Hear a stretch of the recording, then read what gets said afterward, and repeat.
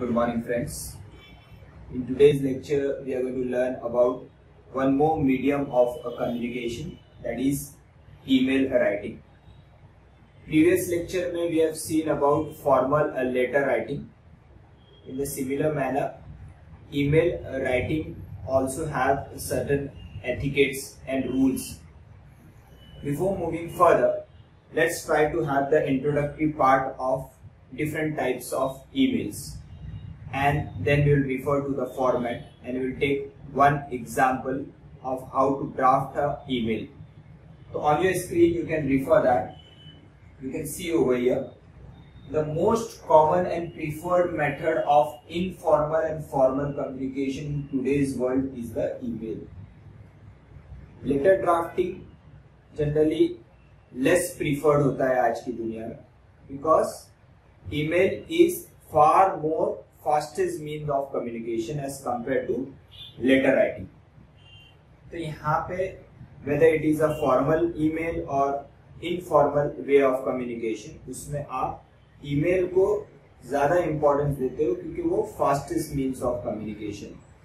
तो जैसा letter writing में we have referred formal and informal. Informal is generally as regards to communicating with the friends and relatives. And formal way of communication is official communication or communicating with the outside world such as suppliers, customers, bankers, lenders. So in the similar fashion here also informal email writing will be as regards to communicating with the relatives and friends, and formal email writing will be as regards to communicating within the organization or communicating with the outside world. Here what you have, it is used as an external or internal written communication tool. It is a written communication tool, internal within the organization, external communicating with the outside world. जो business के साथ साथ लोग deal करते हैं उन सभी लोगों के साथ आप ये ईमेल कम्युनिकेशन यूज करते हो. Types of email in the letter writing, types of letter writing formal and informal. यहाँ पे एक और extra type, informal mails will be sent to friends and relatives. Language can be slang. There is no specific rules whenever you communicate with your relatives and friend. वहाँ पे थोड़ी बदतमीजी हो सकती है, लेकिन formal way of communication में you have to follow the rules. There are certain specific etiquettes and manner to draft the formal emails. So informal mails will be generally as regards to communication with the friends and relatives. और semi-formal mails, semi-formal or semi-informal mails will be sent to colleagues. Colleagues within the team, यानी एक particular level पे एक department में अगर different लोग काम कर रहे हैं तो एक दूसरे के साथ अगर आपको कम्युनिकेट करना है तो वो communication can be through semi formal mails. वहां पे थोड़ा बहुत इंडिपेंडेंस आपको दिया गया है. Language can be casual and friendly, but one has to maintain a decorum, decency.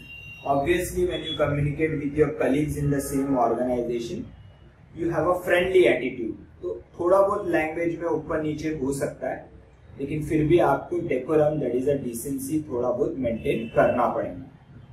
लेकिन फॉर्मल मेल में आपको जरा भी इंडिपेंडेंस नहीं है. फॉर्मल मेल के अंदर आपको पूरी तरीके से रूल्स फॉलो करना है.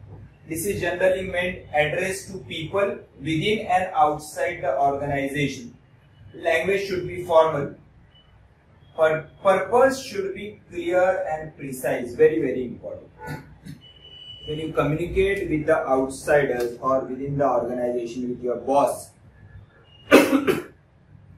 so what is very important is कि आपके email should be very concise, precise, perfect.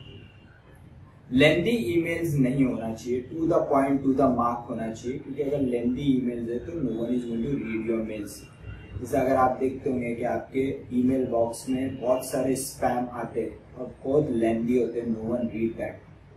तो यहाँ पे क्या बोला गया है, फॉर्मल मेल्स अगर आप कर रहे हो, अगर आप किसी को, जैसे अपन ने फॉर्मल लेटर राइटिंग में देखा था, अगर कंप्लेंट का लेटर लिखना है या फिर आपको कोई ऑर्डर देना है या फिर कोई एप्लीकेशन फॉर जॉब देना है, तो in that circumstances there were certain rules and regulation. In the same fashion email writing, formal email writing में भी अगर आप कोई एप्लीकेशन दे रहे हो, कंप्लेंट दे रहे हो, तो उस केस के अंदर आपके sentence drafting should be proper, there should not be grammatical mistake, concise होना चाहिए आपका मेल, प्रिसाइज होना चाहिए, लेंदी नहीं होना चाहिए, ताकि जिसको आप सेंड कर रहे हो he should take he should be ready to read your mail.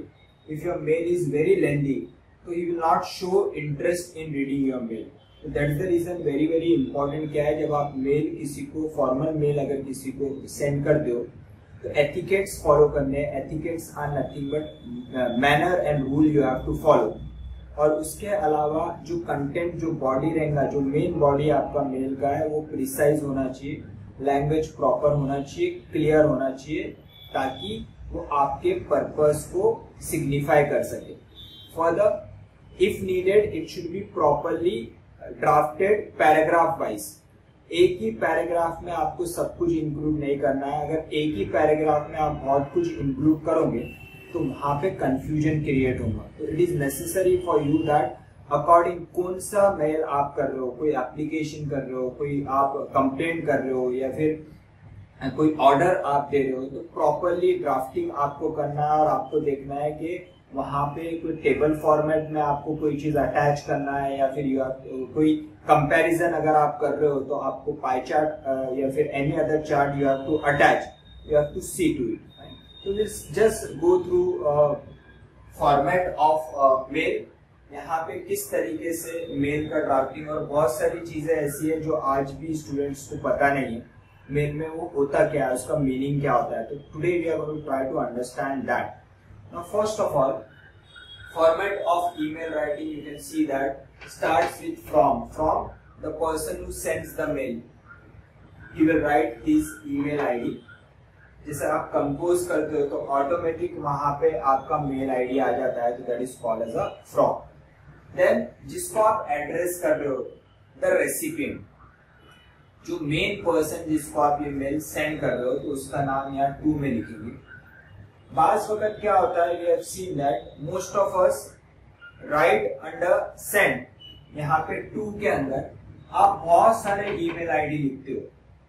तो जनरली ऐसा ना करके you should follow this particular rule, जहाँ पे बोला गया है कि if you want to send same email to n number of person, there is CC and BCC।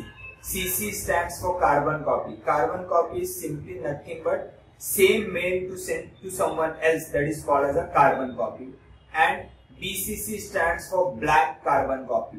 You can see over here, CC stands for carbon copy and BCC stands for blank carbon copy। यहाँ पे अगर आप दूसरे का email डालते हो, किसी और को आपको ये ईमेल सेंड करना है, तो everyone in the group can see that particular email, email ID. आपने जितने लोगों को भी भेजा है वो एक दूसरे का नाम और ईमेल आईडी चेक कर सकते हो। अगर आपने सीसी के अंदर n नंबर ऑफ लोगों का ईमेल आईडी अगर डाला है, तो what it has been written, same mail being sent to other individual with their email IDs visible to all in the group. Everyone can verify the email ID. जिन जिन लोगों का ईमेल आईडी आप CC में लिखोगे वो दूसरे को भी दिखेगा। लेकिन बीसीसी में अगर आप डालते हो तो that is called as a blank carbon copy. तो रेसिपिएंट कैन नॉट सी किस किस को भेजा है। यहाँ पे क्या बोला है, the names and email ID is not visible to the recipient. Recipient नहीं देख पाएगा कि और किसी को आपने भेजा है, लेकिन बीसीसी जितने ग्रुप में रहेंगे वो एक दूसरे को देख सकते हैं, लेकिन रेसिपिएंट को पता नहीं चलेगा। लेकिन अगर यहाँ पे आप डालते हो तो एक दूसरे को, सबको पता चलेगा कि ये मेल और किसको फॉरवर्ड किया गया है। Then very important is a subject. Subject should be absolutely clear. Clear subject आपको देना है। आपको पूरा का पूरा डिटेल सब्जेक्ट आपको देना है, ताकि सामने वाले को समझ में आए कि ये पर्टिकुलर ईमेल किस बारे में लिखा गया है। अगर आप हाफ वे सब्जेक्ट सिग्निफाई करते हो तो it will create a confusion. There is every possibility the reader or a receiver may not read that particular email. So you have to be very particular about writing a subject. I have drafted some of the examples. That is an application for the post of clerk. Now subject here clearly signifies that कि आपने यहाँ पे किस purpose के लिए email लिखा. It is application for the post of clerk. Now just imagine कि you have only written application without posting all this. ये सब्जेक्ट में लिखे बिना आप सिर्फ सब्जेक्ट में लिखते हो एप्लीकेशन, तो यहाँ पे कितना कंफ्यूजन क्रिएट हो जाएगा. जो भी रिसीवर एंड पे रहेगा उसको ये सब्जेक्ट के बारे में कितना कंफ्यूजन रहेगा, ये एप्लीकेशन किसके बारे में, it is whether a job application or something else, so it is going to create a confusion. So that's the reason it has been said that कि आप जब भी सब्जेक्ट को ड्राफ्ट करते हो वो पूरा क्लियर सब्जेक्ट होना चाहिए. Similarly inquiry about Epson 617 printer, very specific.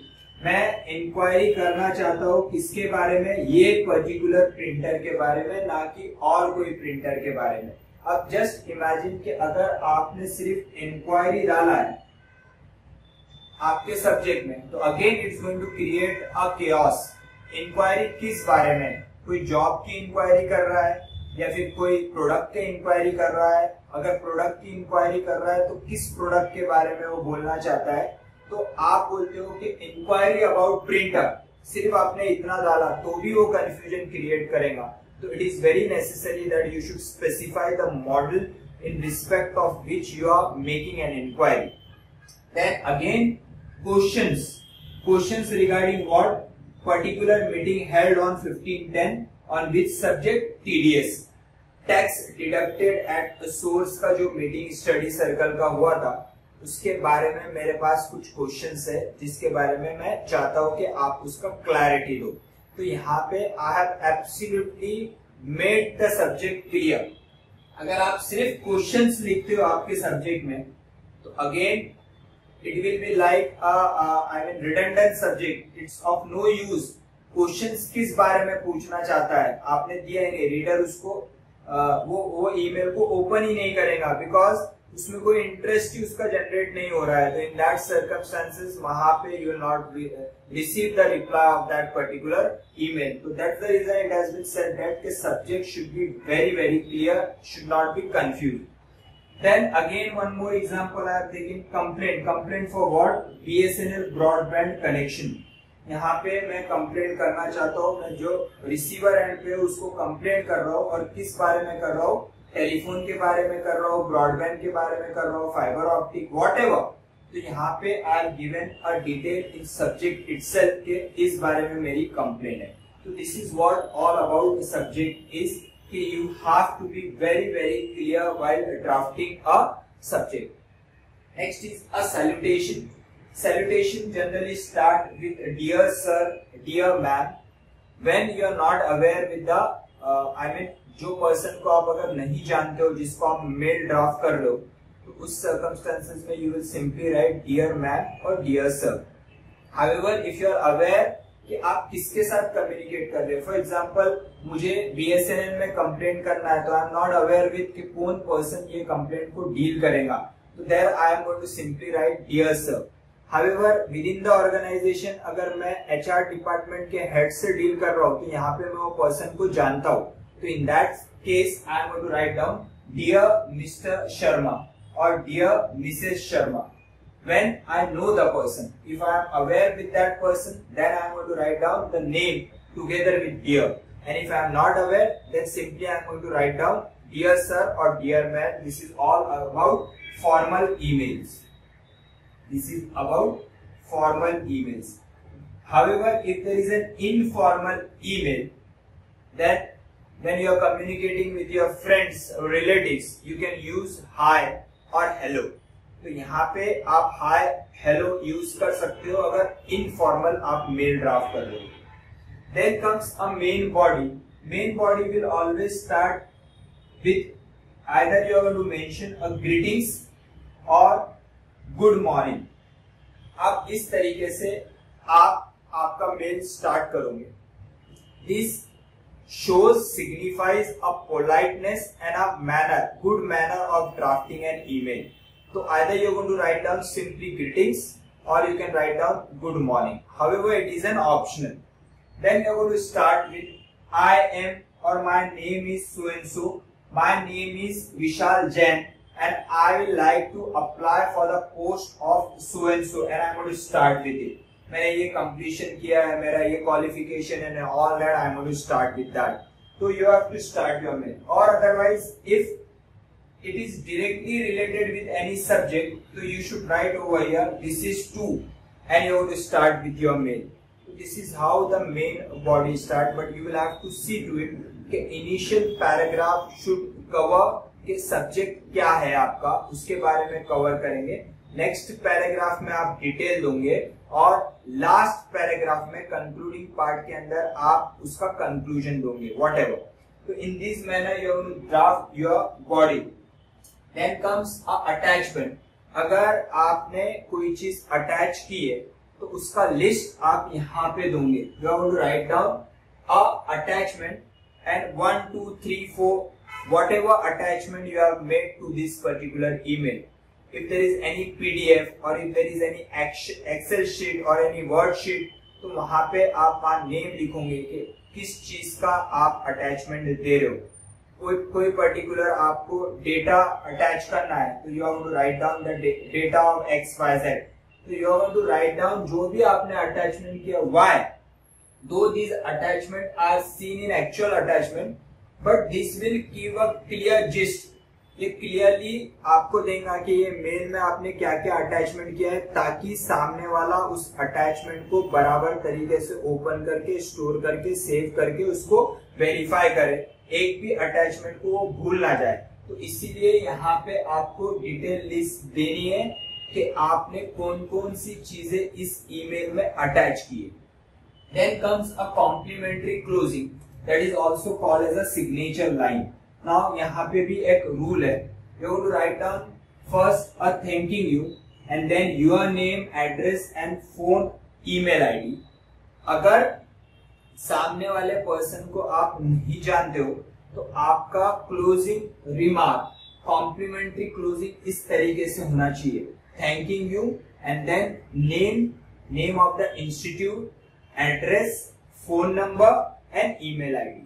लेकिन अगर आप सामने वाले को जानते हो, जिसके साथ आप कम्युनिकेट कर रहे हो, तो उस केस में आप ये कॉम्प्लीमेंट्री क्लोजिंग यूज कर सकते हो, where it will be respectfully, yours truly, sincerely or regards. So here this can be used when you are aware with the person with whom you are communicating. तो यहाँ पे आपको ये याद रखना है. तो these are the rules you have to follow in case of formal email writing. Now we will just refer one of the example and see to it कि किस तरीके से आपको मेल ड्राफ्टिंग करना है within the organization. एक internal communication का मैंने एक example लिया है and we'll just try to understand that. Now see to it. Write a formal email. The mail is written by the manager to the employee. That means this is an internal communication between the manager and the employees about the change dress code for the Republic Day function, including time and venue of the function. क्या बोला गया है, किस तरीके का mail draft करना है. This is your examination question. यहाँ पे बोल रहा है कि मैनेजर अपने एम्प्लॉइज को इन्फॉर्म कर रहा है कि रिपब्लिक डे का टाइम क्या है और आपको ड्रेस कोड क्या है, आपका ड्रेस कोड क्या होगा और आपको क्या क्या चीजें वहां पे फॉलो करनी है. तो ये पर्टिकुलर ईमेल एग्जामिनेशन में पूछा गया और इसको ड्राफ्ट करना है. Now this is how they have drafted.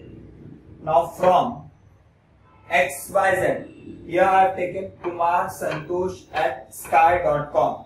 Sky.com, name of the company. Generally companies will have their own website and they will have their own email IDs. So here you can see Kumar Santosh at sky.com. किसको भेजना है आपको ये? Generally जो employees का head रहेगा, various department के heads को आप ये भेजोगे. तो सोनल सिंह एट जीमेल और उसके अलावा CC, BCC I have taken this so that the examiner should be aware that के स्टूडेंट को CC और BCC का नॉलेज है. तो यहाँ पे आप simply put ABC and XYZ. Then subject, see how the subject has been drafted. Special dress code for Republic Day celebration on 26 January 2020. Very specific. Subject clearly बोल रहा है कि मैं क्या लिखना चाहता हूँ, मेरा ईमेल किस चीज के बारे में कवर कर रहा है. तो मैंने सब्जेक्ट में एक आइडिया रेसिपिएंट को दे दिया है कि इस बारे में मैं आपको ईमेल कर रहा हूँ. Then dear sir, madam, greetings. Or here I have written dear sir and madam. Why? Because this mail has been sent to n number of people. It has been sent to Sonali Singh and others who has been जिसका आप CC और BCC में इन लोगों को भी आपने भेजा है. तो it's not possible to write down the names of all and every recipient. That's the reason I have written here dear sir and madam, greetings, and then my mail start. How the mail has been drafted, you can see this. This is to inform you that on the occasion of Republic Day, Saturday, 26 January 2020, the company shall be holding a flag hosting ceremony which shall be preceded by cultural program and lunch. तो क्या बोला गया है? Initial paragraph में आपको एक gist दे दिया, आपको एक स्टार्ट दे दिया कि जो सब्जेक्ट मैंने लिखा है उसके बारे में मैं क्या बोलना चाहता हूँ. तो क्या बोला है? This is to inform. I told you that it can be started with this. This is to end आगे यू हैव टू प्रोसीड. तो how I have started, this is to inform you that. तो ये email किस बारे में है? On the occasion of Republic Day, जो मैंने सब्जेक्ट में मेंशन कर दिया. The company shall be holding a flag hoisting ceremony which shall be preceded by cultural program and lunch. Initial paragraph में I have given you gist कि ये आपका Republic Day celebration के बारे में ईमेल है, जहाँ पे हम flag hosting के अलावा cultural program और lunch भी organize करने वाले. आगे मैंने डिटेल दिया हुआ है. The function shall commence at 8 AM. That is time उन्होंने बोला है कि आपको मेंशन करना है. यहाँ पे क्या बोल रहा है? This mail is written by the manager to the employees about the change dress code, including time and venue. So I have mentioned the time. The function shall commence at 8 AM sharp. The flag hoisting shall be held at कहाँ पे? Venue कहाँ है? Main lawn within the company premises. Whereas the cultural program and lunch are scheduled to be held in an auditorium in the wing B building. यहाँ पे I have given you the detail of entire program. Time भी मैंने बता दिया, सुबह 8 बजे. कहाँ पे? फ्लैग होस्टिंग आपके ग्राउंड पे होगा और फिर कल्चरल प्रोग्राम एंड लंच एक पर्टिकुलर प्लेस पे होने वाला है.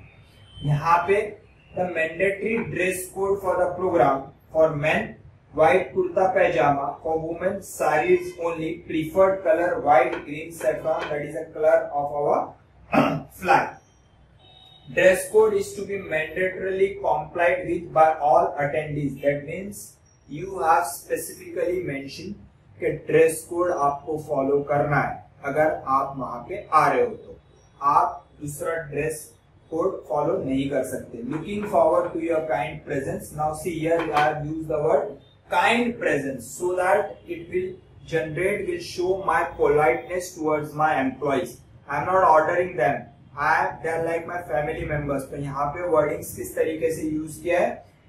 To your kind presence. Thanks and regards. Thanks and regard. SD stand for sign. Here you cannot physically sign. So that's the reason. Sign. Santosh Kumar, my designation manager, company Sky Limited. This we have already seen under letter writing also. So in the same manner, you have to conclude your email. This is how you have to draft the email. There are certain examples given in your module. Just go through them and see to it how you answer them. Fine. So this is how the email drafting is done. Very, very important. Very, very easy. Very, very important and very, very easy. This is going to give you the maximum mark to try to practice some of the questions that has been given in your module. I hope you have understood this email writing. If you have any query, please mail me or WhatsApp me. Bye. My email ID. Now see to it कि आपके module में अगर आप refer करोगे तो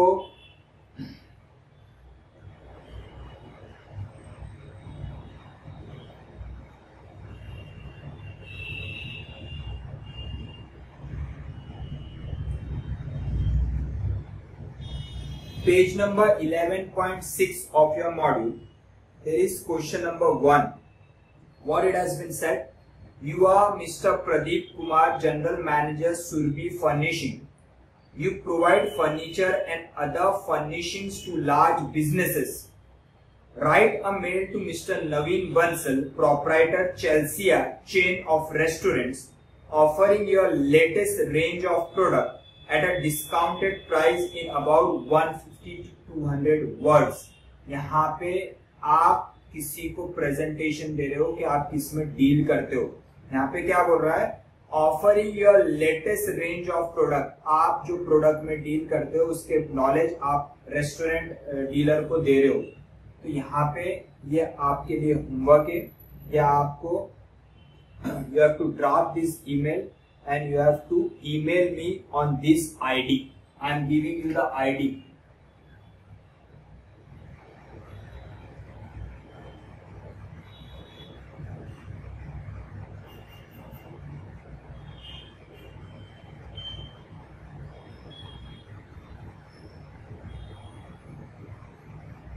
Murtaza A Bandukwala @gmail.com. MURTAZA again A Bandukwala BANDUKWALA @gmail.com. तो यहाँ पे you can refer. There are 4 questions they have asked. 4 questions, and for those questions they have also given you certain hints how to draft the email. They have given you the hints. तो I would like my dear student कि आप ये 4 questions में से आपके choice का जो आपको ठीक लगता है आप उस ईमेल को ड्राफ्ट करिए and mail me at this ID murtaza@bandukwala@gmail.com. I hope you have understood the concepts of email drafting. If you have any doubt, please ask me. Bye.